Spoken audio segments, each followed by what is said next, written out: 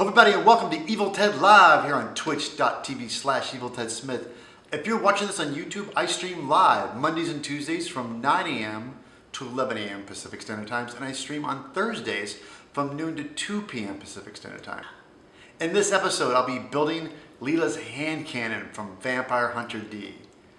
I'm of course be building this out of foam. This being my first time building this gun, it's going to be a little bit of an adventure, so if you guys are ready, let's get started.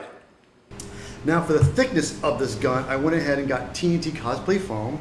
This is 10 millimeters, smooth on both sides, and 1 inch. And I'm going to go ahead and glue these two together, which will make the desired thickness I need right here. Now placing this on here for my gun, before I start cutting this, I realized the thickness of this gun, I have my design. You guys see in the drawing originally the thickness on the front here, like this gets really narrow.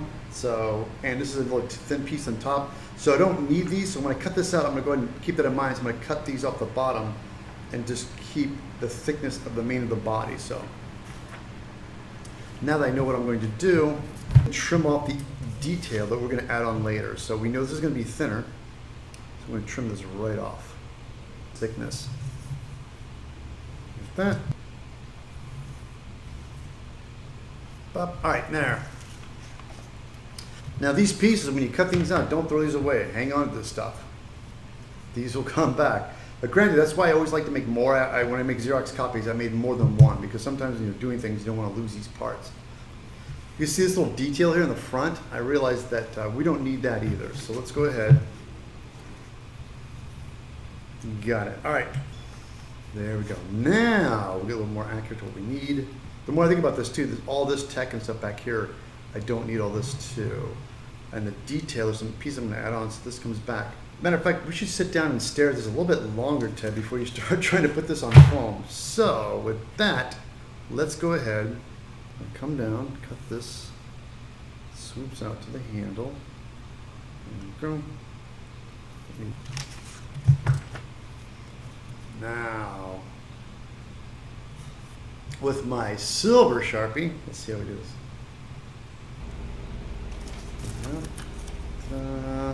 This is basically the shape, but Nora, look at this. Let's go ahead and cut this trigger out, because we will definitely add that later. All right, now we got all trays. I'm gonna go ahead and cut this out with the bandsaw.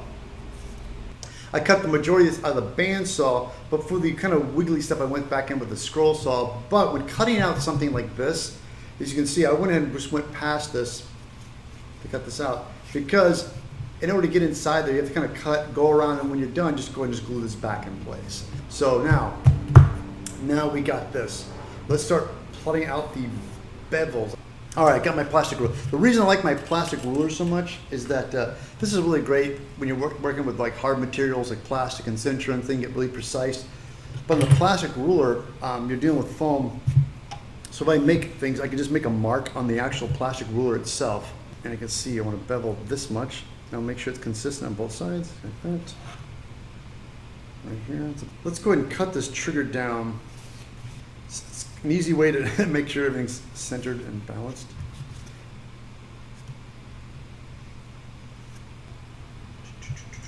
Cut through like this, very gently.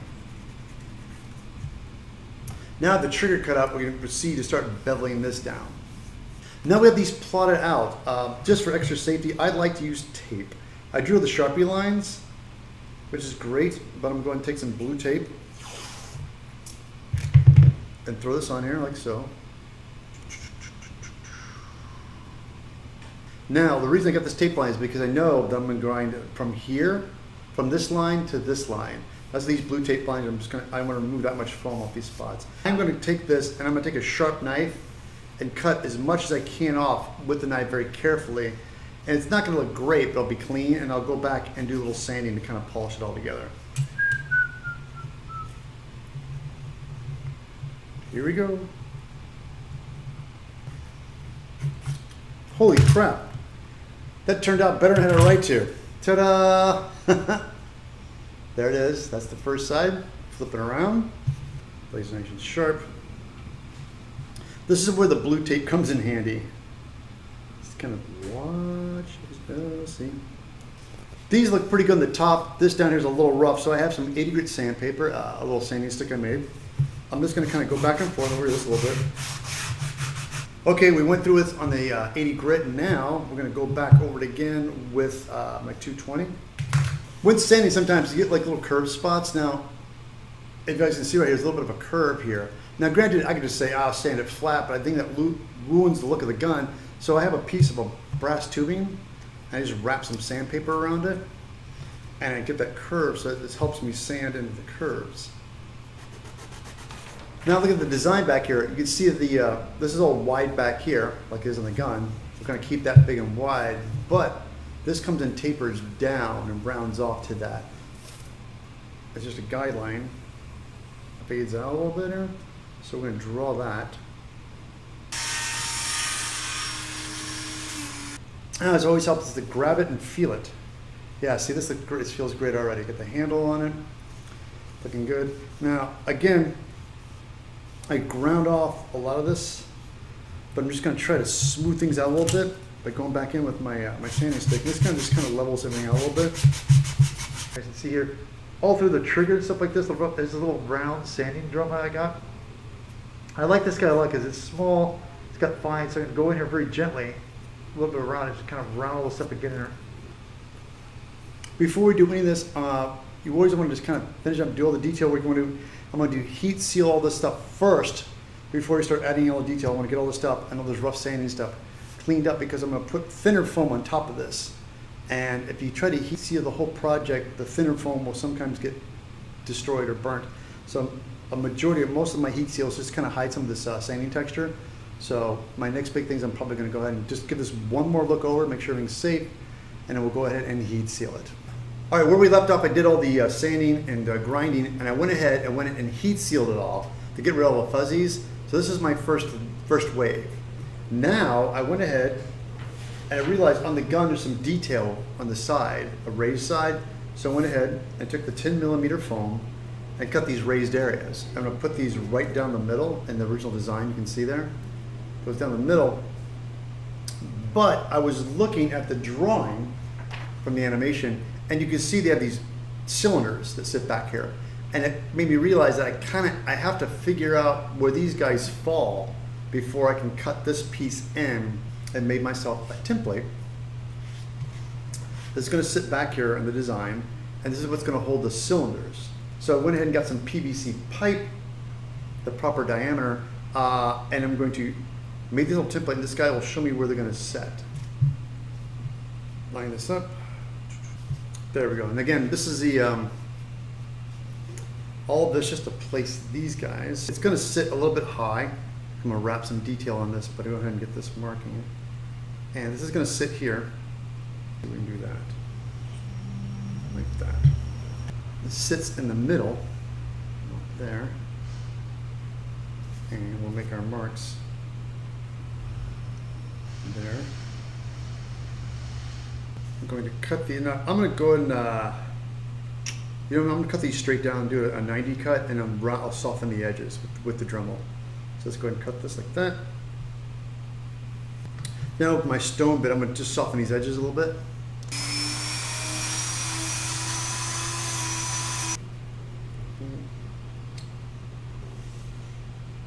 This is why I like using the Sharpie, because you can apply the glue directly where you want to put it. Line this up. All right, got these two sides down. Let's go ahead and focus and let's do the detail on the front of the barrel. And look here.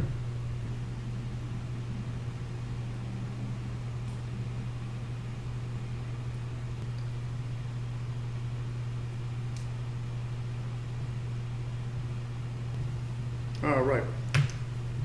Looking nice and clean, barrel fits inside. I realized something.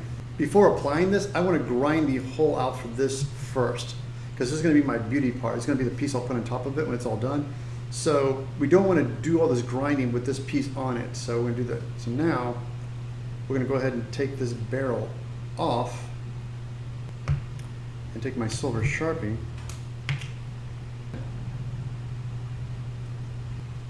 All right. There's what we need to grind. So now we got that figured out. See, now you got that. You can do a little test fit. There you go. I like it when it's snug, so it goes in a little bit. And also it makes you realize that I don't need all this barrel. I just need this little bit of the plastic bit on it. So I might just go ahead and cut a lot of this off. Make my mark. So I know that the barrel sticks out. All right, got a cut. Watch this. Beep. Perfect. See, that barrel sticks out just a little bit. That's all I really want. A little barge in here will help us line it up. We got our back piece done with the details. We know this is going to fall. We got the barrel. Granted, there's more detail that goes on this, but I want to get the gist of it right now. So that's done. There's more stuff we can add to it later. There's a detail. There's a thin piece that covers the gun and comes down, overwraps. There's a little bit of opening thing on the side. We're going to do that out with thin crap foam. What we're going to do is we're going to make a pattern off of this. Take some aluminum foil. Okay, normally I would use duct tape, but I realized for what I'm trying to do, that's way too much. Now we got this where we like it. I'm going to go ahead and take the foil off. Go ahead and cut this with a pair of scissors. I'm going to transfer this onto poster board. And the reason I do this on poster board is because it'll make the pattern easier. I'll be able to fix little nuances, clean everything up, and then when I trace on the foam, it will go on sharper and cleaner. Okay, what we're doing here, this is a floor mat foam I'm laying down, and the reason I'm doing this is so I can pin this directly onto this poster board. I'm going to pin down, it's secured, it's got a ballpoint pin. See, now I know it's perfect. All right, there it is, now it's been cut out. I'm going to transfer this onto 2mm foam for the detail piece. Got the pieces cut out, what I want to do, and I'm going to soften these edges. And I'm going to do that with a stone bit. Because you can glue them on, but I like to do all the softening on the edges before I glue them down. I'm going to apply. So,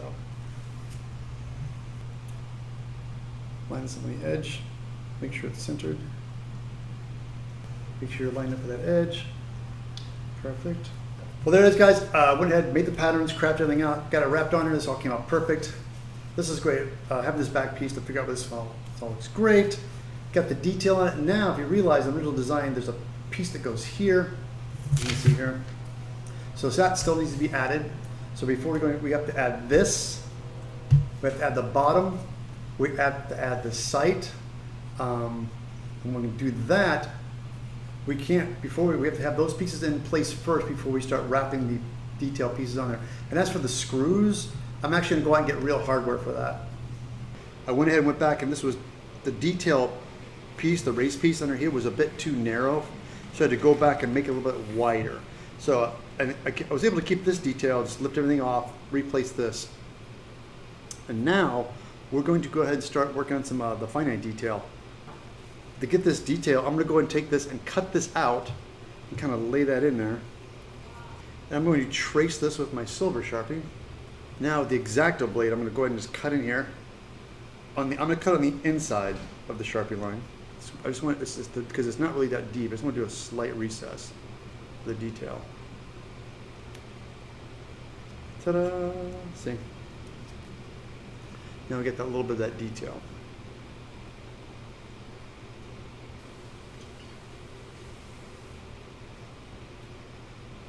On the detail of this gun, I realized it was this lining here, and I cut this out and traced this onto my pistol. So I'm realizing by putting this in here, there's some detail going on in here too I want to get as well. I'm going to take this pattern, what I need to do is I need to trace this. Check. Got it. Get it? Got it. Good.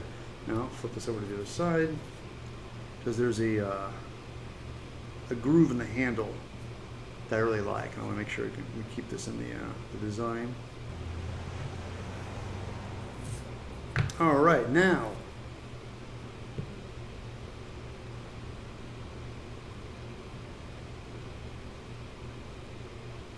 my next step is I'm going to take this Dremel and kind of fill this edge in just a little bit better on the edge. I'm going to kind of spade it in.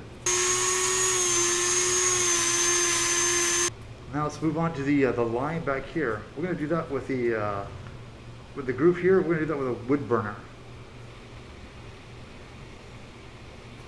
Now that we have this, I'm going to go ahead and cut this out for the placement of that. Now what we're going to do is take the sanding drum, and I'm just going to do a sanding drum rivet into it.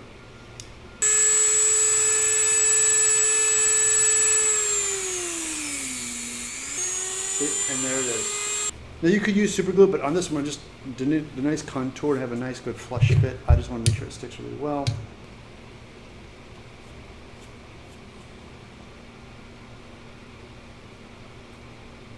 So this is why you do the wood burning lines first, so this can go over it and make it nice and clean looking. There it is, ta-da! Now we got that on there, got the detail, got the ring around the handle. I like that a lot. Yeah, everybody, sorry for the abrupt ending. This video is so extensive, I had to break it into 2 parts. Don't forget to go to my website, eviltedsmith.com, where you can download Leila's hand cannon patterns and build this gun with me. So thanks for watching, and come back for part 2 of the making of Leila's gun, right here on Evil Ted Live.